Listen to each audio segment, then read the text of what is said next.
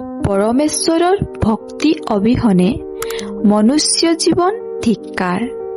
যি পৰিয়াল তথা সম্পত্তি নিজৰ বুলি উফন্দি ফুৰে সেয়া ধোঁৱাৰ দৰে। বতাহ মাৰিলে গম পোৱা নাযায় ধোঁৱা কলৈ গ'ল। তেনেদৰেই যি ডাঙৰ অট্টালিকা, গাড়ী আৰু পদ প্ৰাপ্ত কৰি পৰমাত্মাৰ ভক্তি পাহৰিলে সেইবোৰ শেষ হ'বলৈ আৰু জীৱনৰ অন্ত পৰিবলৈ সময় নালাগে। ভূমিকম্পত ৮ মহলীয়া অট্টালিকা সমাপ্ত হৈছিল। মালিক সপৰিয়ালে ঘৰৰ ভিতৰতে মৰি গৈছিল। সেইকাৰণে কোৱা হৈছে যে পৰমাত্মাৰ ভক্তি বিনে মানুহৰ জন্ম ধিক্কাৰ।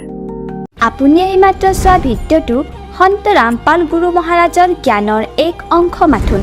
অধিক তথ্যৰ বাবে ডাউনলোড কৰক সন্ত ৰামপালজী মহাৰাজ এপ আৰু ছাবস্ক্ৰাইব কৰক সন্ত ৰামপালজী আছামিজ সৎসংগ ইউটিউব চেনেল।